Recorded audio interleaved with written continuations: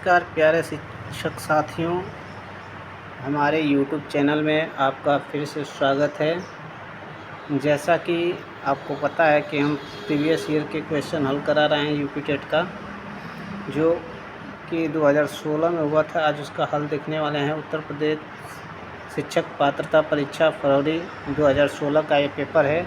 2 फरवरी को हुआ था और कक्षा 6 से लेकर 8 तक के हम हिंदी के प्रश्नों को हल करा रहे हैं।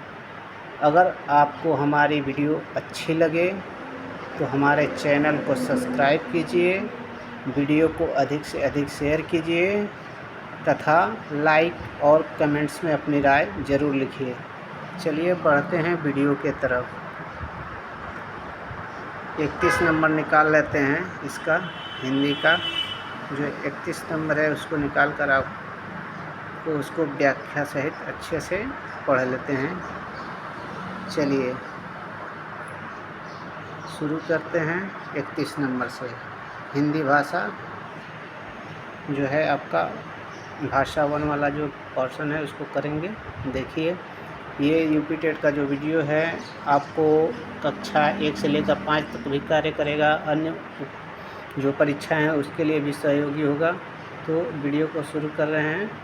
चलिए देखते हैं आपका 31 नंबर क्वेश्चन। 31 नंबर क्वेश्चन कहता है कि नई कविता पत्रिका का प्रकाशन कहाँ से आरंभ हुआ। जो नई कविता है ये एक पत्रिका है, इसका प्रकाशन कहाँ से आरंभ हुआ है? तो इसका आंसर हो जाएगा ऑप्शन नंबर ए, इलाहाबाद से। और इसका प्रकाशन वर्ष अगर पूछ दे तो 1954 इसका प्रकाशन वर्ष बताना है। तथा इसका जो संपादन जो करने का कार्य किया है, संपादकत्व करने का जो कार्य किया है तो वो है डॉक्टर जगदीश चंद्र गुप्त। डॉक्टर जगदीश चंद्र गुप्त ने इसका संपादकत्व किया है। चलिए, और ये कैसी पत्रिका है अगर ये पूछ दे तो अर्धमासिक पत्रिका है, यानी कि अर्धमासिक पत्रिका है। उसके बाद से इसका नाम किसने रखा, नई कविता का नाम किसने, नामांकन किसने किया है? तो अज्ञे ने किया है, यानी इसका नामांकन आपका जो है अज्ञे ने किया है। चलिए बढ़ते हैं अगले क्वेश्चन की तरफ। अगला क्वेश्चन है आपका कि अयोगवाह कहा जाता है। अयोगवाह कहा जाता है, यानी अयोगवाह किन्हें कहा जाता है? अयोगवाह किन्हें कहा जाता है? अयोगवाह 2 ठो होते हैं आपका, अंग और अह। अंग को अनुस्वार कहते हैं,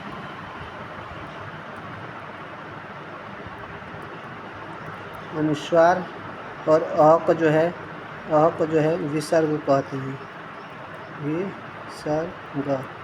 तो ऑप्शन में आपका क्या दिया है? विसर्ग दिया है, तो ये ऑप्शन आपका सही हो जाएगा। बाकी महाप्राण जो व्यंजन है वो किन्हें कहते हैं? तो महाप्राण व्यंजन, देखिए इसको ट्रिक के माध्यम से समझते हैं कि महाप्राण व्यंजन क्या होता है। यानी कि प्रत्येक वर्ग का क ख ग घ अंगा वाला जो है स्पर्श व्यंजन जितने हैं उसका जो प्रत्येक वर्ग है, स्पर्श व्यंजनों का जो प्रत्येक वर्ग है उसमें का जो है महाप्राण व्यंजन क्या होता है? दूसरा, द्वितीय और चतुर्थ, यानी कि चौथा, चतुर्थ। जो द्वितीय और चतुर्थ अक्षर होते हैं वो महाप्राण होते हैं। इसको ट्रिक के माध्यम से अगर आपको याद रखना पड़ेगा तो देख लीजिएगा, महा में कितने अक्षर हैं? महा में जो है 2 अक्षर हैं, तो 2 से द्वितीय हो जाएगा, चाहे दूसरा। और अगर टोटल मिलाकर देखें तो इसमें कुल कितने अक्षर हैं? 4 ठो अक्षर हैं। तो चतुर्थ, तो महाप्राण में जो है क ख ग घ अंग च छ ज झ इया जो भी आता है आपका प्रत्येक वर्ग का जो होता है दूसरा और चौथा वर्ण क्या होता है? महाप्राण होता है, महाप्राण होता है। जैसे कि क वर्ग का देखते हैं, क वर्ग का जो होता है क, ख, ग, घ और अंग, ये होते हैं आपके अंग। ठीक, तो ये इसका दूसरा वर्ण क्या है? ख है, और चौथा वर्ण क्या है? घ है। चौथा वर्ण जो है घ है। तो चौथा वर्ण जो है आपका घ है, इसीलिए ख और घ जो हो जाएगा महाप्राण हो जाएगा, तृतीय और चतुर्थ। इसी प्रकार हर एक वर्ग का आप देख लेंगे। चलिए, और संयुक्त व्यंजन क्या होता है उसको देख लेते हैं। तो संयुक्त व्यंजन आपका होता है दोस्तों, संयुक्त व्यंजन यानी कि ये जो वे व्यंजन होते हैं जो एक या एक से अधिक, मतलब कि एक से अधिक वर्णों से मिलकर बने होते हैं। जैसे कि क्षत्रिय वाला छ दिया है आपका, त्र दिया है, क्षत्रिय वाला छ, त्र, ज्ञ और श्र। संयुक्त व्यंजनों की संख्या अगर पूछे कितनी होती है तो 4 होती है। संयुक्त व्यंजन की संख्या 4 होती है। क्षत्रिय वाला छ, त्र, ज्ञ और एक ठो श्र होता है। ये जो आपका 4 होते हैं संयुक्त व्यंजन कहलाते हैं। संयुक्त व्यंजन जो है ये आपका संयुक्त व्यंजन हो गया। उसके बाद से आपका है कि अल्प प्राण व्यंजन क्या होता है, इसको देख लेते हैं। अल्प प्राण व्यंजन, अल्प प्राण व्यंजन। अब देखिए इसको अल्प प्राण क्या होता है कि इसको भी ट्रिक के माध्यम से अगर आप याद रखना चाह रहे हैं तो अ आ अगर पढ़ते होंगे तो अ कितने नंबर पे पढ़ता है, 1 नंबर पे। और अल्प में कितने अक्षर हैं, अ जो है कितने नंबर पे पढ़ता है, पहले नंबर पे आता है अ जो है पहले नंबर पे आता है। उसके बाद से अल्प जो शब्द दिया है आपका, खाली अल्प जो है, तो अल्प में कितने अक्षर हैं, अ है, आधा ल है और प है, यानी कि 3 अक्षर है। टोटल कितने अक्षर हैं, 3 अक्षर हैं। अब पूरा देख लीजिए एक बार मिलाकर, 3 और 2 5, प्राण में 2 हैं तो 5, प्राण में 2 हैं तो ये 5, यानी कि कह सकते हैं अल्प प्राण में जो है, अल्प प्राण कौन से होते हैं व्यंजन, तो प्रत्येक वर्ग का जो होता है पहला, तीसरा, पहला, तीसरा और 5वां जो वर्ण होता है उसे अल्प प्राण कहते हैं। इसी प्रकार आपका होता है प्रत्येक वर्ग का जो है तृतीय और चतुर्थ वर्ण हो गए आपका। स ख श भी महाप्राण कहलाते हैं। इसके अतिरिक्त जो स ख श ह महाप्राण जो हैं, महाप्राण में श ख श ह, ये जो है आपके महाप्राण कहलाते हैं। इनको श ख श को उष्म व्यंजन भी कहते हैं। इनको क्या कहते हैं, उष्म व्यंजन भी कहते हैं, उष्म व्यंजन। चलिए बढ़ते हैं अगले क्वेश्चन की तरफ। अगला क्वेश्चन है आपका क्वेश्चन संख्या 33। क्वेश्चन संख्या 33 दिया है आपका कि वाचन के समय यानी पढ़ते समय पुस्तक से आँखों की दूरी कितनी होनी चाहिए। तो ये होता है 12 इंच, कम से कम 12 इंच दूरी होनी चाहिए, तभी आपको स्वच्छ अक्षर दिखाई देंगे, अच्छा से अक्षर दिखाई देगा। चलिए अगला क्वेश्चन की तरफ बढ़ते हैं। अगला क्वेश्चन है कि तोड़ने ही होंगे मठ और गढ़ सब, किसकी पंक्तियाँ हैं, ये पूछा है कि तोड़ने होंगे मठ और गढ़, ये किसकी पंक्तियाँ हैं। तो जो पंक्तियाँ हैं ये मुक्तिबोध की पंक्तियाँ हैं, आपका मुक्तिबोध की पंक्तियाँ हैं, ठीक है।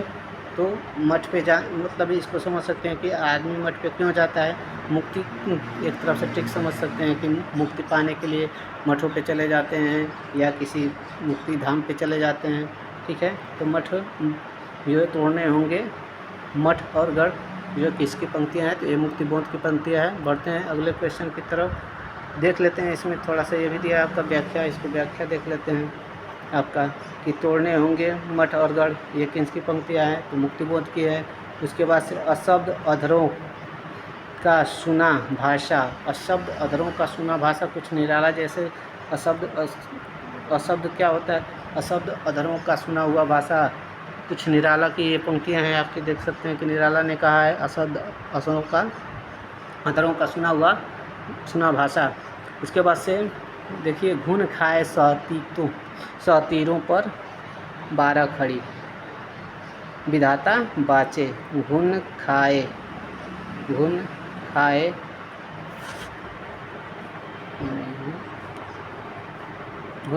सतीरों पर, ये नागार्जुन की पंक्तियाँ हैं।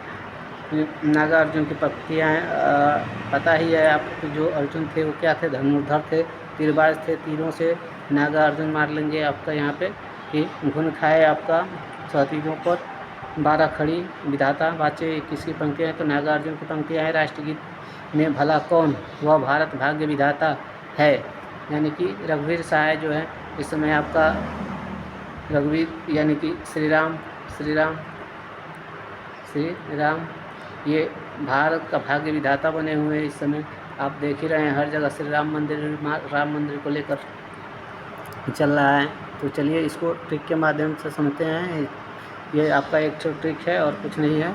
चलिए आगे बढ़ते हैं अगले क्वेश्चन की तरफ। अगला क्वेश्चन है आपका 35 नंबर क्वेश्चन कहता है कि किस दृश्य उपकरण में पारदर्शी यानी कि किस दृश्य उपकरण में जो है पारदर्शी का प्रयोग होता है। तो ये होता है आपका overhead projector. Option number A सही हो जाएगा इसका कि ओवरहेड जो प्रोजेक्टर होता है उसमें जो आपका है दृश्य उपकरण पारदर्शी का उपयोग होता है। बढ़ते हैं अगले क्वेश्चन की तरफ। अगला क्वेश्चन है आपका कि अगला क्वेश्चन है मौन पाठन के विषय में धारणा है। मौन पाठन के विषय में धारणा है, इसमें से आपका कौन सा ऑप्शन सही हो जाएगा। तो इसमें पठन की गति धीमी हो जाती है, कोई ज़रूरी नहीं है, ठीक। इसके बाद से एकाग्रचित होकर पढ़ने का अभ्यास होता है। तो ये वाला ऑप्शन आपका सही है, बी वाला जो ऑप्शन है आपका सही है कि एकाग्रचित होने का अभ्यास मिलता है, एकाग्रचित होने का जो है अभ्यास मिलता है। तो बी वाला ऑप्शन आपका सही हो जाएगा कि एकाग्रचित होकर पढ़ने का अभ्यास होता है। चलिए इसका व्याख्या देख लेते हैं कि मौन पाठन में विद्यार्थी में यह धारणा है कि इससे विद्यार्थी बिना आवाज़ किए अपने पाठ को पढ़ता है और मौन में बिना बोले विद्यार्थी जो है एकाग्रचित होकर पढ़ने का अभ्यास करता है। इससे सुनने की क्रिया शून्य हो जाती है, सुनने की क्रिया प्रायः शून्य हो जाती है। अगर आपका मतलब कि कहीं ध्यान है, जैसे कि आप किसी भी बारे में सोच रहे हैं, बहुत ध्यान से सोच रहे हैं, तो आपके सामने अगर आकर कोई बोलता भी है तो आप उस बात को सुन नहीं पाते हैं। तो ठीक मौन पाठन जो होता है आपका वैसे ही होता है कि अगर आप एकदम मन लगा कर एकाग्रचित होकर पढ़ रहे हैं तो आपको कोई भी कुछ भी कहेगा तो आपको उतना सुनाई नहीं देगा। चलिए अगले क्वेश्चन की तरफ बढ़ते हैं। अगला क्वेश्चन है आपका 37 नंबर क्वेश्चन कहता है जो तदीय समाज है, तदीय समाज की स्थापना किसने की थी। तो तदीय समाज की जो स्थापना है ये जो की थी भारतेंदु हरिश्चंद्र ने की थी। यानी कि ऑप्शन नंबर आपका सी सही हो जाएगा कि तदीय समाज की स्थापना जो है भारतेंदु हरिश्चंद्र ने की थी। और देख लेते हैं जो है राजा राम मोहन राय ने किसकी स्थापना की थी। तो राजा राम मोहन राय ने जो है ब्रह्म समाज की स्थापना की थी। उसके बाद से दयानंद सरस्वती का जो है आर्य समाज के संस्थापक माने जाते हैं। दयानंद सरस्वती, स्वामी दयानंद सरस्वती जो है आर्य समाज के संस्थापक माने जाते हैं। बढ़ते हैं अगले क्वेश्चन की तरफ। अगला क्वेश्चन कहता है आपका कि तथैव शब्द में का संधि विच्छेद कीजिए। मतलब तथैव शब्द का संधि विच्छेद क्या होगा। तो इसका हो जाएगा तथा धन एव, तथा धन एव। ऑप्शन नंबर डी इसका सही हो जाएगा। तथैव का जो हो जाएगा तथा धन एव, तथा धन एव हो जाएगा आपका तथैव का संधि विच्छेद। तथा धन एव तथैव में जो है कौन सी संधि अगर पूछ दे इसमें कौन सी संधि है, तो दोस्तों इसमें वृद्धि संधि है, वृद्धि संधि है, संधि है। वृद्धि संधि का अगर सूत्र पूछ दे, वृद्धि संधि का सूत्र क्या होता है, तो वृद्धि रेची होता है, वृद्धि रेची, ये वृद्धि संधि का आपका सूत्र होता है दोस्तों, वृद्धि रेची। वृद्धि रेची हो गया आपका वृद्धि संधि का सूत्र होता है। वृद्धि संधि कहते किसे हैं, तो अ या आ के बाद, यदि अ या आ के बाद ए या ए आए, अ या आ के बाद, अ या आ के बाद ए या ए आए, अ या आ के बाद आपका ए या ए आए तो दोनों के स्थान पर ए हो जाता है। अगर ओ या औ आए तो दोनों के स्थान पे अ हो जाता है। जैसे एक और उदाहरण समझते हैं, एक इसका हो जाएगा 1 प्लस 1, यहाँ पे क में अ छुपा हुआ है, क में अ छुपा हुआ है और यहाँ पे क्या है आपका जो है ए है। तो अ के बाद ए आया है, इसीलिए ये किस में बदल गया है, ए में बदल गया है। इसी प्रकार आपका दूसरा उदाहरण समझ लेते हैं, महौज,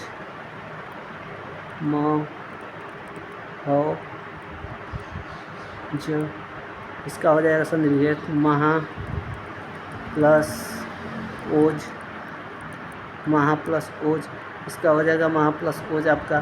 तो यहाँ पे देख लेते हैं इसका महा प्लस ओज, यहाँ महा में आ है और यहाँ पे ओ है, तो दोनों मिलकर क्या हो गया है दोस्तों, अ हो गया है। चलिए अ हो गया है, तो ये आपका दोनों मिलकर अ हो जाता है। आगे बढ़ते हैं अगले क्वेश्चन की तरफ। अगला क्वेश्चन क्या कहता है आपका, अगला क्वेश्चन है आपका क्वेश्चन संख्या आपका, चलिए हाँ 39 नंबर क्वेश्चन संख्या है आपका। 39 नंबर जो क्वेश्चन है वो क्या कहता है कि चरण कमल बंदो हरिराई, चरण कमल बंदो हरिराई उपयुक्त पंक्ति में कौन सा अलंकार है, यानी कि इस पंक्ति में कौन सा अलंकार है। तो इसमें जो है आपका चरण कमल बंदो हरिराई, यानी कि कमल रूपी चरणों की वंदना करते हैं,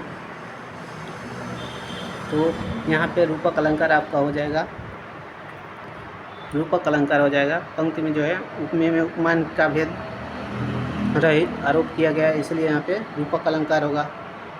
यमक अलंकार क्या होता है दोस्तों, यमक अलंकार होता है जहाँ पर कोई एक शब्द एक ही बार आए, एक शब्द एक ही बार आए, एक ही बार आए, परंतु उसका अर्थ अलग अलग हो। अर्थ क्या हो, अर्थ अलग हो, अलग हो। एक शब्द एक ही बार आए लेकिन अर्थ उसका क्या हो, अलग हो। और जैसे कि कनक कनकते, आपने सुना होगा, कनक कनकते सौगुना मादकता अधिकाय, या खाए बौराए जग व पाए बौराए। इसमें कनक शब्द जो है, कनक शब्द 2 बार आया है, ठीक है। कनक शब्द एक ही शब्द 2 बार आए, ठीक है। एक ही शब्द 2 या 2 से अधिक बार आए तो वहाँ पे यमक अलंकार होता है। जैसे कनक कनक कनक कनक ये 2 बार आया है। एक कनक का अर्थ सोना होता है और दूसरे कनक का अर्थ धतूरा होता है, धतूरा होता है। यदि अचानक कोई व्यक्ति सोना पा जाता है तो उसकी भी मति मारी जाती है, पगला जाता है, और धतूरा कोई व्यक्ति खा लेता है तो वो भी पगला जाता है, तो इसलिए यहाँ पे यमक अलंकार होता है, ठीक है। आगे बढ़ते हैं, ये परिभाषा आपका दिया है, इसको देख लेना है। तो उपमा अलंकार देख लेते हैं। तो उपमा अलंकार क्या होता है आपका, कि जहाँ उपमेय में उपमान का तुलना किया जाए वहाँ पे उपमा अलंकार होता है। इसका शॉर्टकट जो ट्रिक है, सम समान सा, ये शब्द आते हैं, वाचक शब्द यहाँ सम समान सा, यानी कि ये शब्द अगर वाचक शब्द आते हैं तो वहाँ पे उपमा अलंकार होता है। जैसे एक ठो आपका गाना होगा, तुमसा कोई प्यारा कोई मासूम नहीं है, ठीक है। तो ये गाना आपका है, तो इसमें उपमा अलंकार है। जैसे तुमसा कोई प्यारा, तो सा शब्द इसमें आ गया, आपका सा शब्द आ गया, तो आपका यहाँ पे उपमा अलंकार हो जाएगा। यानी जहाँ पे आपको सम समान सा दिख जाए तो वहाँ आपका उपमा अलंकार होता है। उत्प्रेक्षा अलंकार क्या होता है, उत्प्रेक्षा जो अलंकार होता है आपका, कि जहाँ में उपमान की संभावना व्यक्त की जाती है, यहाँ पर वहाँ पे कल्पना की जाए, वहाँ पे आपका उत्प्रेक्षा अलंकार होता है। जैसे कि इसका वाचक शब्द आपका आता है मनु, मनु, जहाँ ये शब्द दिख जाए, मनु, मानो, जनु, जानो आदि, ये वाचक शब्द आपको बीच में कहीं दिख जाते हैं तो समझ जाइए वहाँ पे उत्प्रेक्षा अलंकार है। चलिए बढ़ते हैं अगले क्वेश्चन की तरफ। अगला क्वेश्चन है आपका 40 नंबर क्वेश्चन कहता है कि मुख होई वचाल पंगु चढ़े गिरवर गहन। चलिए, मुख होई वचाल पंगु चढ़े गिरवर गहन, जासु कृपा सुदयाल द्रोहु सकल कलमन दहन। यानी कि इसमें आपका पूछा है कि उपयुक्त में कौन सा छंद है। तो इसमें जो है आपका छंद कौन सा है, तो आपका सोरठा छंद है। इसमें सोरठा छंद है। सोरठा क्या होता है आपका, कि ये दोहे का उल्टा होता है, दोहे का उल्टा होता है। सोरठा में जो है 11-13 मात्राएँ होती हैं सोरठा में क्या होती हैं? सोरठा में जो है 11-13 मात्राएँ होती हैं।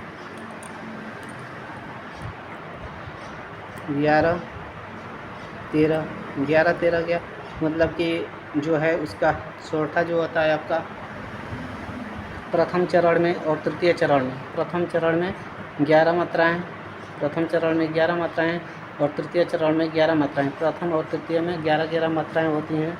प्रथम और तृतीय में जो होता है 11 मात्राएँ होती हैं, जबकि चतुर्थ और तृतीय में जो होता है 13-13 मात्राएँ होती हैं।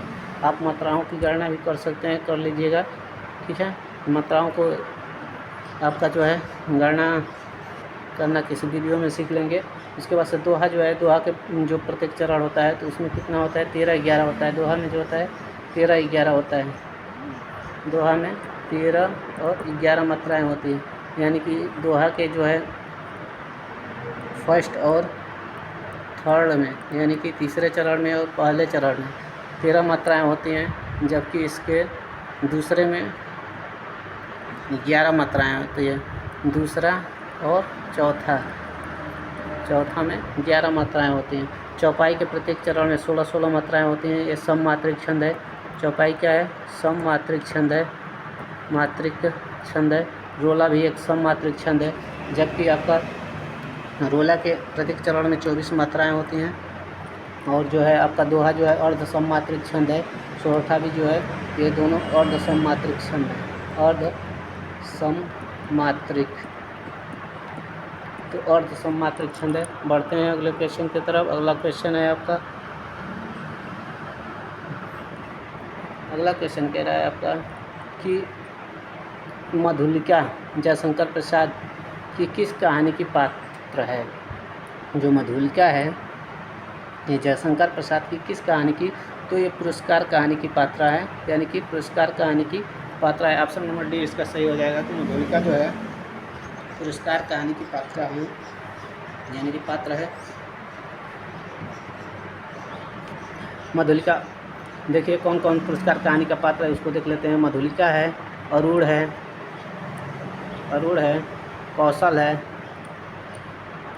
कौशल है, नरेश है, सेनापति है।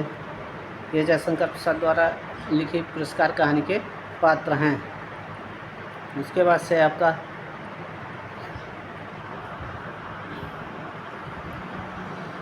देवदासी, ममता, छाया, ग्राम्याधीशु, भितासी, चूड़ी वाली।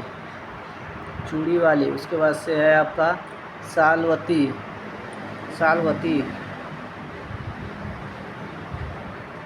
मधुआ, गुंडा, इंद्रजाल, छोटा जादूगर, पत्थर की पुरस्कार, उस पार आकाशदीप, योगी, चंदा, खंडहर की लिपि तथा नगरी, लिपि और क्या दिया है आपका? लिपि और नूरी आदि, जो जयशंकर प्रसाद की प्रसिद्ध कहानियाँ हैं। तो ये जयशंकर प्रसाद की सारी कहानियाँ दी हैं। एक बार यहाँ से देख लीजिए कि यहाँ से देख लीजिएगा, स्क्रीनशॉट लेकर इसको सही कर दे रहे हैं। स्क्रीनशॉट आप ले लीजिएगा। जयशंकर प्रसाद की कौन कौन सी कहानियाँ हैं, इसमें से कोई भी कहानी पूछ सकता है। आगे बढ़ते हैं। आधे अधूरे नाटक के रचनाकार, ये आधा अधूरा जो नाटक है किसकी रचना है?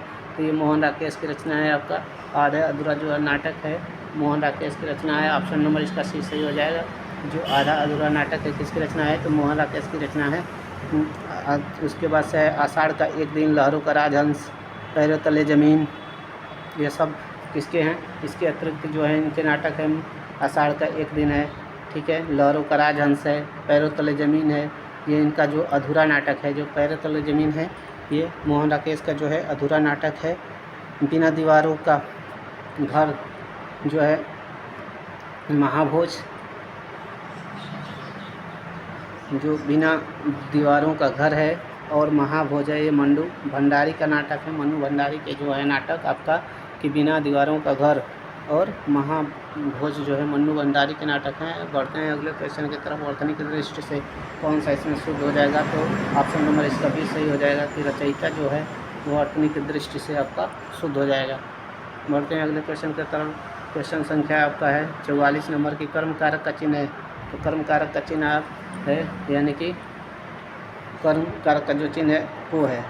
कर्ता ने कर्म को आप पढ़े होंगे, बचपन से पढ़ के चले आ रहे हैं, 6 से साथ से ही शुरू से ही पढ़ाया जा रहा है आपको।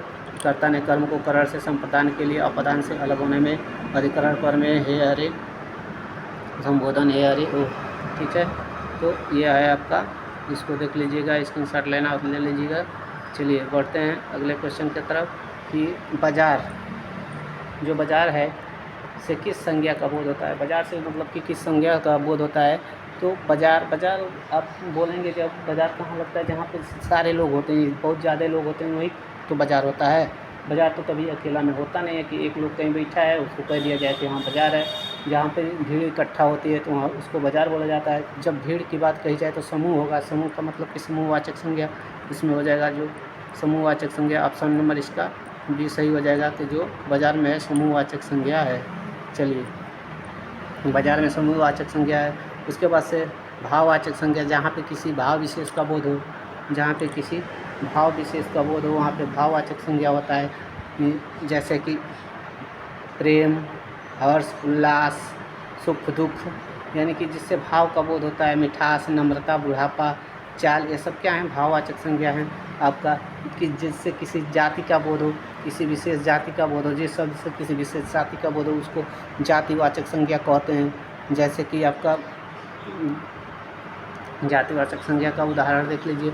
जो है आपका जातिवाचक संज्ञा का मनुष्य कहेंगे तो एक मनुष्य का तो बोध होगा नहीं, बहुत सारे मनुष्य। घर का मतलब बहुत सारे घर भी हो जाएंगे। आप पहाड़ का मतलब बहुत सारे पहाड़, नदी का भी मतलब बहुत सारे। अक्सर आपका जातिवाचक जो संज्ञा है, जातिवाचक संज्ञा जो होती है वो क्या होती है, बहुवचन में होती है।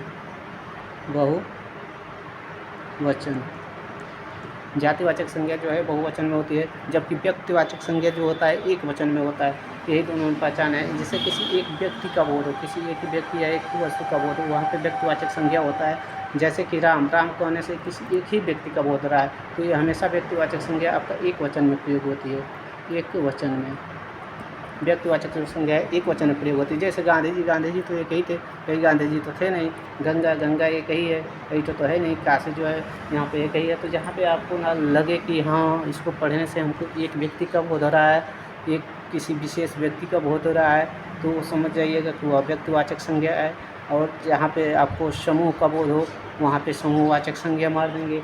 जैसे सेना, नायक, जो सेना है, सेना दल, ये सब क्या है आपका। क्लासरूम मतलब कि कई तो क्लासरूम आ जाएंगे, ठीक है। तो आपका ये जो है आपका अक्सर जातिवाचक संज्ञा के अंतर्गत आपका बहुवचन आता है।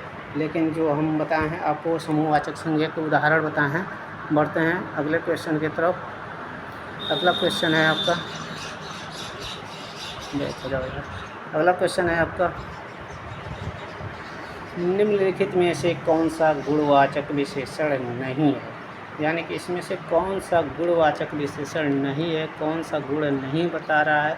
ऑप्शन नंबर बी इसका सही हो जाएगा कि जो ऑप्शन नंबर बी है ये गुणवाचक विशेषण नहीं है। गुणवाचक विशेषण जो किसी की गुण को बताए, जैसे आपका गोल, नुकीला, भीतरी, ये गुण को बता रहा है, इसलिए ये गुणवाचक विशेषण है। जिस शब्द से देख लेते हैं, जिस शब्द से संज्ञा के गुण, दशा, स्वभाव आदि लक्षित हों उसे गुणवाचक विशेषण कहते हैं। जैसे प्राचीन, देशीय, सुडौल, लाल, दुबला, पतला, अनुचित, सच्चा, बड़ा, छोटा, तो ये सब क्या है, गुण बताया जा रहा है यहाँ, इसलिए गुणवाचक विशेषण हो जाएगा।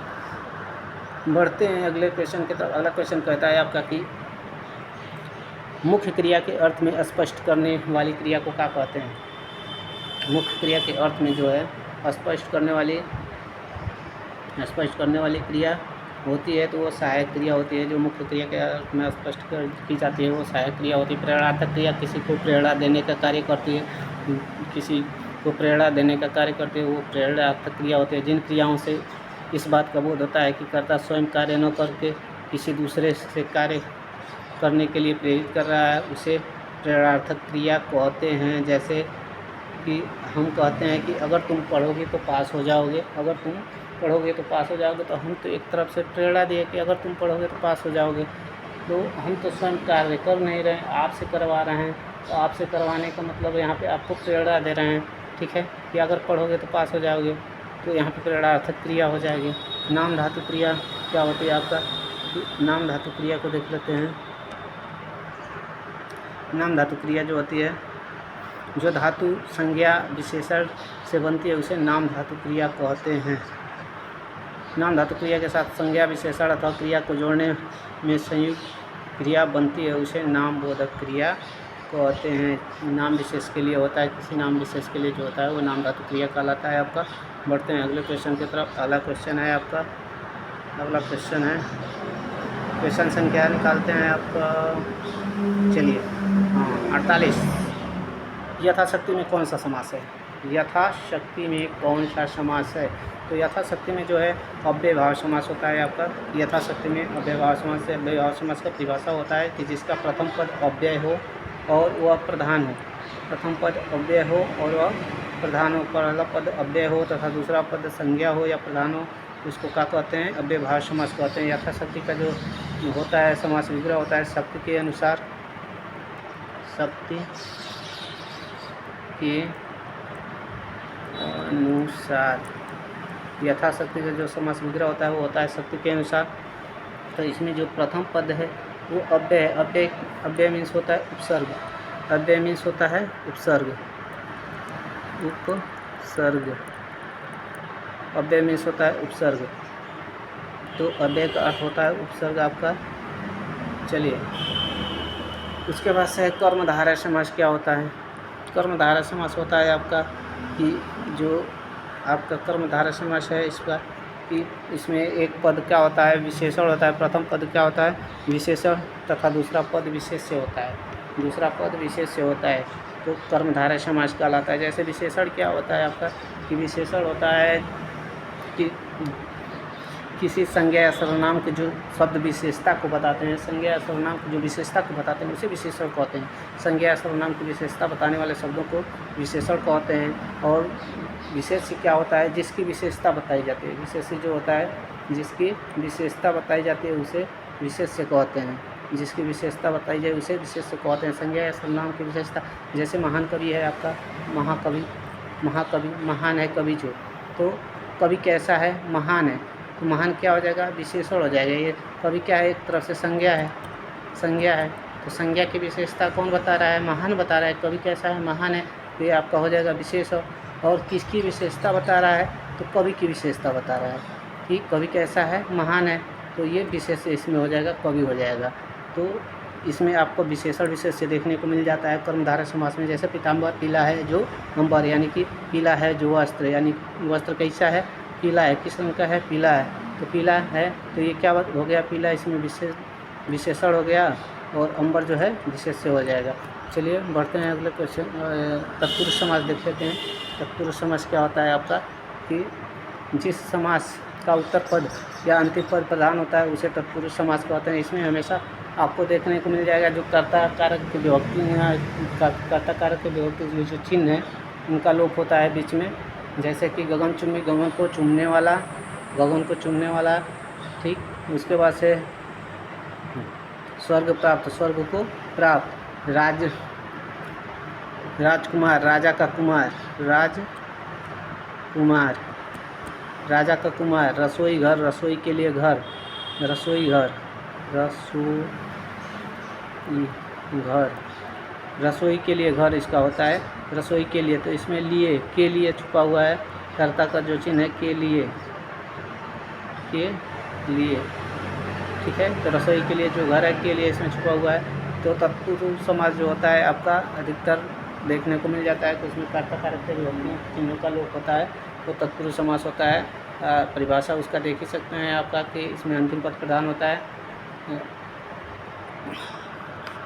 उत्तर पद या अंतिम पद प्रधान होता है, उसको आपका तत्पुरुष समास कहते हैं। अंतिम पद मतलब गगन को चूमने वाला, चूमने वाला जो है प्रधान हो गया इसमें, ठीक है। बढ़ते हैं अगले क्वेश्चन की तरफ। अगला क्वेश्चन है आपका अगला क्वेश्चन द्वंद्व समास देख लेते हैं। द्वंद्व समास क्या होता है, द्वंद्व समास जिस के दोनों पद प्रधान हो, यानी कि जिसमें दोनों पद प्रधान हो उसे द्वंद्व समास कहते हैं। आपका द्वंद्व समास में द्वंद्व से देख लीजिए, 1 मिनट। द्वंद्व से है, द्वंद्व मतलब क्या होता है कि द्वंद्व कहाँ उत्पन्न होता है। द्वंद्व मतलब एक दूसरे के विरोधी अक्षर ही होते हैं, जैसे कि भाई बहन में कभी पड़ता नहीं है, भाई बहन। वैसे ही देखिए पति पत्नी में, माता पिता में हमेशा लड़ाई होती रहती है कुछ बातों को लेकर। माता पिता,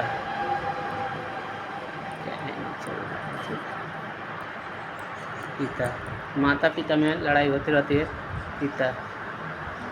ठीक है, तो इसमें बीच में जो है आपका योजक चिन्ह होता है, यानी और शब्द का लोप होता है। बीच में जो है और शब्द का लोप होता है, बीच में योजक चिन्ह होता है हमेशा। ऐसे आपको डैश देखने को मिल जाता है। वहीं अगर पूछ देगा कि रातों रात में कौन समास है, रातों रात, दिनों दिन, तो इसमें अव्यय भाव समास मांगेंगे, क्योंकि एक दूसरे के आपका अपोजिट नहीं है। ठीक है, चलिए बढ़ते हैं अगले क्वेश्चन की तरफ। एक ठो आपका और बचा है, उसको आगे देख लेंगे। चलिए अगले क्वेश्चन की तरफ बढ़ते हैं। अगला क्वेश्चन है आपका, अजातशत्रु में कौन सा समास है। देख लीजिए, यहाँ आ ही गया कि अजातशत्रु में कौन सा समास है। समास के जो 6 भेद होते हैं, ये बता देते हैं आपको कि समाज के कितने भेद होते हैं। 6 भेद होते हैं, जिसमें से 4 ऊपर पढ़ चुके हैं और 2 अभी पढ़ेंगे। चलिए, समास यानी कि अजातशत्रु में कौन सा समास है। अजातशत्रु का मतलब जिसका कोई शत्रु न हो, यानी इसमें तीसरा पद प्रदान हो जाता है, उसको क्या कहते हैं, अजातशत्रु कहते हैं। अजातशत्रु में जो होता है तीसरा पद प्रदान हो जाता है आपका। तो आपका जो है आपका अजातशत्रु यानी कि तीसरा पद प्रदान है, इसलिए इसमें क्या है आपका जिसका कोई शत्रु न हो उसे क्या कहते हैं, अजातशत्रु कहते हैं। अर्थात तो कह सकते हैं कि परिवाची शब्द होते हैं, परिवाची शब्द होते हैं। जो बहुब्रीहि समास होता है वो क्या होता है, परिवाची शब्द होता है। ऑप्शन नंबर डी इसका सही हो जाएगा, बहुब्रीहि समास। इसकी व्याख्या देख लीजिए। व्याख्या है कि इस समास में कोई पद प्रधान नहीं होता है, दोनों पद मिलकर एक नया अर्थ प्रकट करते हैं, अर्थात तीसरा अर्थ प्रकट करते हैं। जैसा दशानन, तो दशानन जो है 10 है आनंद जिसके, अर्थात रावण। दशानन किसको कहते हैं, रावण को कहते हैं। ठीक है, चक्रधर किसको कहते हैं, तो विष्णु जी को कहते हैं। चक्र धारण करने वाले, चक्र को धारण करने वाले जो है चक्रधर, विष्णु को कहते हैं। इसके बाद से आपका एक छूट गया है आपका कि द्विगु समास। द्विगु समास यानी कि इसका प्रथम पद क्या होता है, संख्यावाची होता है, संख्यावाची होता है। प्रथम पद जो होता है संख्या देखने को आपको मिल जाएगा। अब 10 आनंद में जो है आपका संख्या तो दिया है, लेकिन 10 आनंद यानी 10 तो संख्या दिया है, लेकिन आपका यहाँ पे बहुब्रीहि समास क्यों हो रहा है, क्योंकि यहाँ पे तीसरा अर्थ प्राप्त हो रहा है, दशानन अर्थात रावण। तो आपका द्विगु समास के अंतर्गत जो है त्रिभुज आ जाएगा, त्रिभुज। अगर त्रिनेत्र पूछ दे, त्रिनेत्र, ये इसमें कौन सा समास है, इसमें बहुब्रीहि हो जाएगा। त्रिनेत्र अर्थात शंकर जी को कहते हैं, तो त्रिनेत्र हो जाएंगे। उसके बाद चतुर्भुज हो जाएगा। ठीक है, इस प्रकार द्वंद्व समास का आप द्विगु समास का उदाहरण देख सकते हैं, जिसमें प्रथम पद संख्यावाची हो। बढ़ते हैं अगले क्वेश्चन की तरफ। क्वेश्चन संख्या 50 है, कौन सा महीना भाद्र पक्ष महीने के बाद आता है, यानी भाद्र पक्ष महीने के बाद कौन सा महीना आता है, उसको देखेंगे। जो आपका भाद्र पक्ष यानी भादो जिसको कहते हैं आप, उस महीने के बाद कौन सा महीना आता है, तो आता है अश्विन आता है। अश्विन आता है, जो महीना आता है भाद्र पक्ष के बाद वो अश्विन आता है। अश्विन को क्वार कहते हैं, क्वार। अश्विन को कब कहते हैं, क्वार भी कहते हैं। तो चलिए महीनों के नाम देख लेते हैं, इसको हिंदी महीनों के नाम याद रख लीजिएगा। चैत, बैसाख, ज्येष्ठ, आषाढ़, सावन, भाद्रपक्ष जिसको भादो बोलते हैं। उसके बाद से अश्विन या क्वार, उसके बाद से कार्तिक, अगहन, पूष। उसके बाद से आता है आपका माघ आता है। फिर लास्ट जो अंतिम महीना होता है वो फाल्गुन होता है, यानी कि फाल्गुन जो होता है आपका वर्ष का अंतिम महीना होता है। और शुरुआती महीना अगर पूछ दे कि वर्ष का शुरुआती महीना हिंदू महीनों के अनुसार कौन सा होता है, तो चैत्र से शुरू होता है, चैत्र से शुरू होता है। चलिए पढ़ते हैं अगले क्वेश्चन की तरफ। अगला क्वेश्चन है आपका 51 नंबर क्वेश्चन कहता है। 51 नंबर क्वेश्चन देख लीजिए दोस्तों। सावधान मनुष्य, यदि विज्ञान है तो तलवार, तो इसे दे फेंको, तजकर मोह, स्मृति के पार। पंक्ति के रचयिता कौन है, यानी कि किसने ये लिखा है, तो ये लिखे हैं आपका दिनकर ने। यानी कि दिनकर ने ये कहा है कि सावधान मनुष्य, यदि विज्ञान है तो इसे दे फेंको, जाकर मोह स्मृति के पार। यह जो पंक्तियाँ हैं दिनकर की हैं। इसके अतिरिक्त जो है आपका निराला की जो पंक्तियाँ हैं उसको देख लेते हैं। निराला की जो पंक्तियाँ हैं होगा, निराला की जो पंक्तियाँ होगा फिर से दुर्गम समर जड़ से चेतन का निस्वासर जो है, ये निराला की पंक्तियाँ हैं।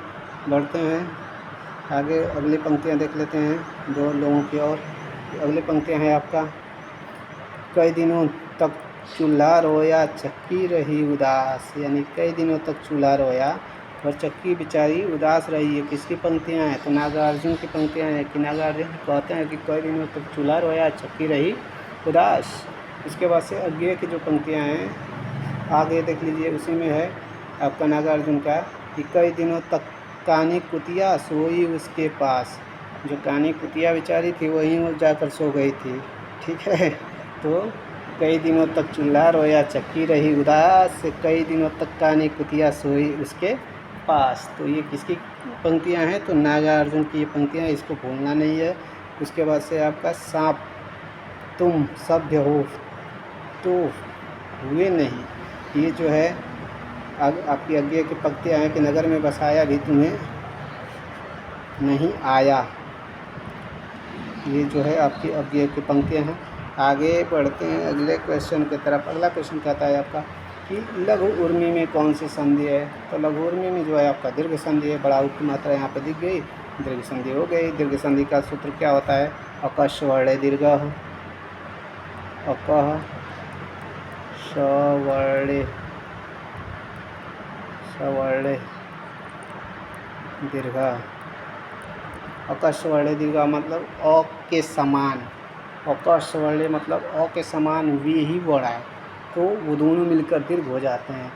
इस प्रकार जो है आपका दीर्घ संधि होता है कि अ के बाद अ आ ई उ और री के बाद वे ही समान हो रहा है, यानी कि अ आ ई उ और री के बाद, ठीक है, वे ही समान हो रहा है। तो दोनों मिलकर क्रमशः दीर्घ हो जाते हैं। जैसे ओ के बाद आ आए तो दोनों मिलकर आ हो जाता है। ई के बाद छोटी ई आए या बड़ी ई आए तो दोनों मिलकर बड़ी हो जाते हैं।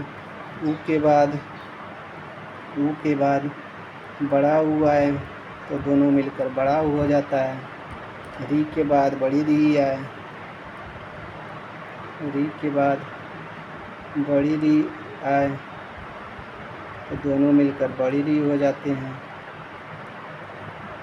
ठीक है दोस्तों, देख लीजिए बड़ी री को कैसे लिखते हैं। ये ऐसे करके ऐसे एक कर दिया, फिर इसमें से ऐसे कर देते हैं तो ये बड़ी री हो जाती है।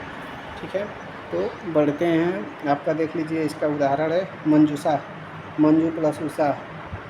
ये छोटा ऊ है, ये छोटा ऊ है और ये बड़ा ऊ है। मंजूषा में छोटा ऊ है और बड़ा ऊ है, तो दोनों मिलकर क्या हो गया है? दोनों मिलकर दीर्घ हो गया, यानी बड़ा ऊ हो गया है।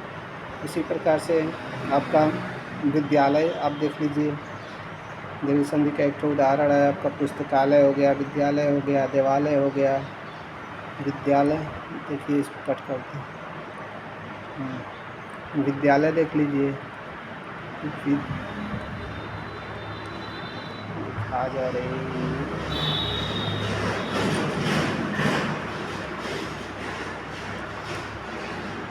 विद्यालय, तो इसका हो जाएगा संधि विच्छेद विद्या प्लस आलय। अब देखिए, इसमें आ है और इसमें भी आ है, दोनों मिलकर क्या हो जाएगा? बड़ा आ हो जाएगा। ठीक, तो ये आपका है दीर्घ संधि का। जैसा कि अब ई वाला ऊ वाला तो दिया है, ई वाला देख लेते हैं। ई वाला नदीस, चाहे कपीस ले लेते हैं या नदीस ले लेते हैं। नदी, इसका हो जाएगा नदी प्लस ईस। यहाँ पे बड़ी ई प्लस बड़ी ई बराबर बड़ी हो गई। चलिए बढ़ते हैं अगले क्वेश्चन की तरफ। अगला क्वेश्चन है आपका कि कपूर शब्द है। कपूर शब्द क्या है? तद्भव है, तत्सम है, देशज है, विदेशज है। तो ये जो है आपका कपूर जो है तद्भव शब्द है और इसका तत्सम जो होता है कर्पूर होता है। तत्सम जो होता है क्या होता है? कर्पूर होता है। बाकी जो है तत्सम शब्द किसे कहते हैं? तो ये संस्कृत के शब्द होते हैं। तत्सम शब्द क्या होते हैं? संस्कृत के शब्द होते हैं जो अपने असली रूप में हिंदी भाषा में प्रचलित हैं। यानी कि तत्सम शब्द ये होते हैं जो संस्कृत के भी शब्द होते हैं जो डायरेक्ट हिंदी भाषा में उसी रूप में प्रचलित हो जाते हैं, उन्हें तत्सम कहते हैं। और जो हिंदी में सीधा भाषा प्रयोग किया जाता है उसे तद्भव कहते हैं। जो भाषा विदेशों से आई है उसको विदेशी भाषा, विदेशज भाषा कहते हैं। और जो अपने देश में बोली जाने वाली भाषा है उसको देशज भाषाएं कहते हैं। देशज भाषाएं वे शब्द जिनकी व्युत्पत्ति का पता नहीं चलता है कि कहाँ से हुआ है उसको कहते हैं देशज भाषा। चलिए शुरू करते हैं, अगले क्वेश्चन की तरफ बढ़ जाते हैं। अगला क्वेश्चन है आपका 54 नंबर। एक मुँह दो बात, मुहावरे का अर्थ क्या है? तो अत्यधिक बातें करना नहीं हो सकता है, बहुत कम बोलना ये भी नहीं हो सकता है, अपनी बात से पलट जाना। कहते हैं ना कि एक मुँह दो बात, यानी कि अभी बोला था अपनी बात से तुरंत पलट गया है, तो इसको कहते हैं एक मुँह दो बात, यानी अपनी बातों से तुरंत पलट जाना, उसको कहते हैं एक मुँह दो बात। 55 नंबर क्वेश्चन देख लेते हैं कि प्रत्येक चरण में 16 मात्रा जिसमें होती है उसको क्या कहते हैं? तो अभी बता चुके हैं, उसको क्या कहते हैं? चौपाई कहते हैं। चौपाई कैसा है आपका? सममात्रिक छंद है, सममात्रिक।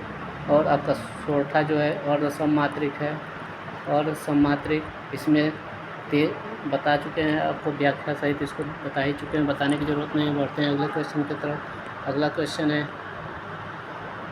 देख लीजिएगा यहाँ पे, इसका स्क्रीनशॉट आप ले सकते हैं। बढ़ते हैं अगले क्वेश्चन की तरफ। अगला क्वेश्चन है आपका दिया 56 नंबर क्वेश्चन है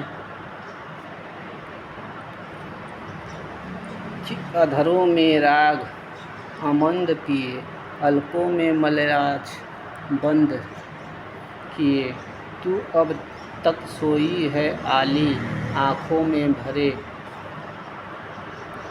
बिहागरी, पंक्ति में कौन सा रस है? तो यहाँ पे आपका एकदम शांत रस होना चाहिए। शांत रस, एक मिनट, सॉरी, शांत रस नहीं होगा आपका।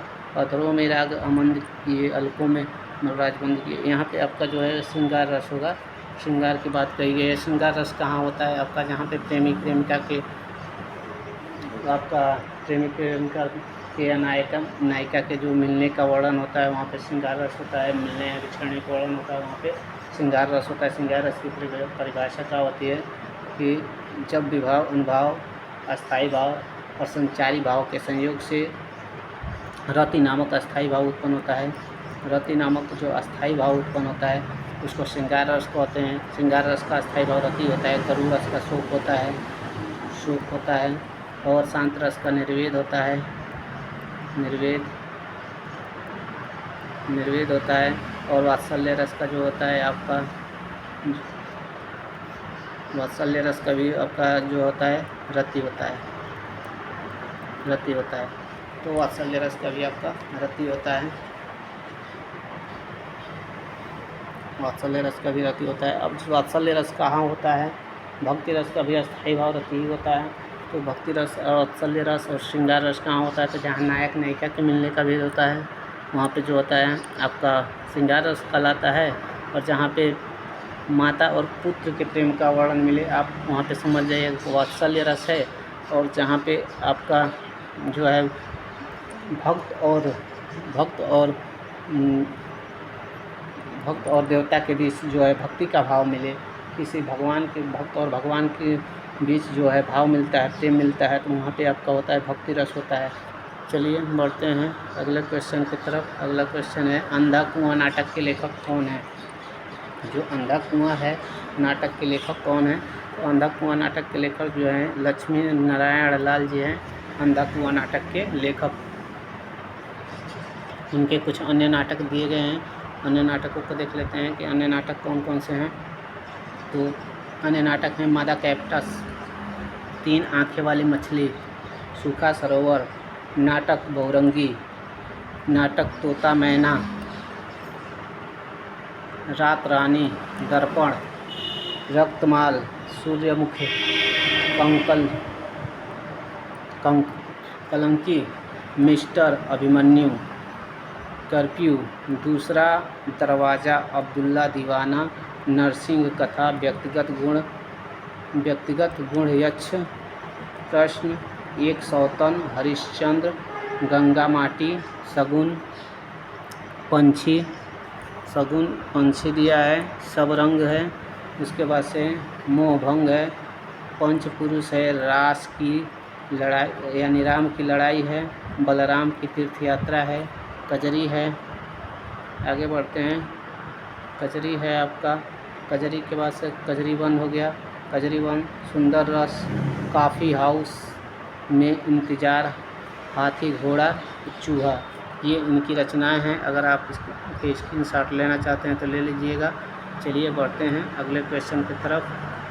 अगला क्वेश्चन है 58 नंबर क्वेश्चन है कि अज, जो अज शब्द है इसका स्त्रीलिंग पूछा है। अज मीन्स होता है बकरा, अज मीन्स बकरा, ये संस्कृत है।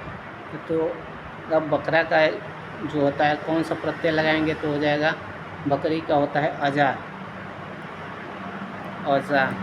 कौन सा प्रत्यय लगा है, आ प्रत्यय लगा है, तो ऑप्शन नंबर इसका सी सही हो जाएगा, या प्रत्यय लगा है। क्वेश्चन नंबर आपका है 59, क्वेश्चन नंबर 59 है आपका कि प्रथम तार सप्तक का प्रकाशन कब हुआ था, यानी तार सप्तक का जो प्रकाशन कब हुआ था। तो 1943 ईस्वी में जो है तार सप्तक का प्रकाशन हुआ था, 1943 ईस्वी में, यानी तार सप्तक का आरंभ जो है 1943 ईस्वी में हुआ था। और किसने किया था, तो सच्चिदानंद हीरानंद वात्स्यायन अज्ञे के संपर्कत्व में किया गया था, यानी कि अज्ञे ने इसका आरंभ किया था, सच्चिदानंद हीरानंद वात्स्यायन अज्ञे। तार सप्तक में, यानी कि इसमें तार सप्तक में कितने कवियों को सम्मिलित किया गया है, तो 7 कवि हैं तार सप्तक में। और इसका दूसरा तार सप्तक का प्रकाशन अगर पूछ दे 1951 हो जाएगा दूसरा तार सप्तक का प्रकाशन, तीसरा का जो है 1959 में, और चौथा का जो है 1979 में, यानी कि चौथा तार सप्तक का प्रकाशन 1979 में हुआ था। पहले का प्रकाशन 1943 में, यानी कि तार सप्तक का प्रकाशन खाली पूछ दे तो 1943 में। उसके बाद से दूसरा तो तार सप्तक कब प्रकाशित हुआ था, तो 1951 में। तीसरा तार सप्तक जो है 1959 में, और चौथा तार सप्तक जो है 1979 में प्रकाशित हुआ था। इन सभी का जो प्रकाशन किसने किया था, तो अज्ञे ने किया था, यानी कि अज्ञे इसके संपादन करता रहे थे। बढ़ते हैं अंतिम क्वेश्चन और लास्ट क्वेश्चन है, इस सेशन का लास्ट क्वेश्चन है, उल्का सी रानी दिशा दीप्त करती थी पंक्ति में कौन सा अलंकार है। अभी आपको बताए हैं, पीछे पढ़ा कर आ रहे हैं कि जहाँ सम समान सी शब्द दिख जाए, तो यहाँ पे सी दिख गया है ना। वही एक गाना सुनाए थे, तुमसा कोई प्यारा कोई मासूम नहीं है, तुम जानो हो ये खुद कोई मालूम नहीं है। तो ऐसा गाना सुने हैं, तो तुम सा उसमें आया था, तो वही बताए थे आपको कि जहाँ सम समान सी सा दिख जाए तो समझो वहाँ पे उपमा अलंकार है, यानी तुमसे प्यारा कोई नहीं है, तुमसे अच्छा कोई नहीं है, यानी कि वहाँ पे आपका सम समान जो भी मिला है तो यहाँ पे आपका उपमा अलंकार हो जाएगा। इस प्रकार हमारा यह वीडियो समाप्त होता है। अगर आपको वीडियो अच्छी लगे हो तो पुनः एक बार से आग्रह है कि हमारे चैनल को सब्सक्राइब कीजिए और वीडियो को शेयर कीजिए। ऐसे ही वीडियो पाने के लिए हमें कमेंट कीजिए। धन्यवाद, बाय बाय।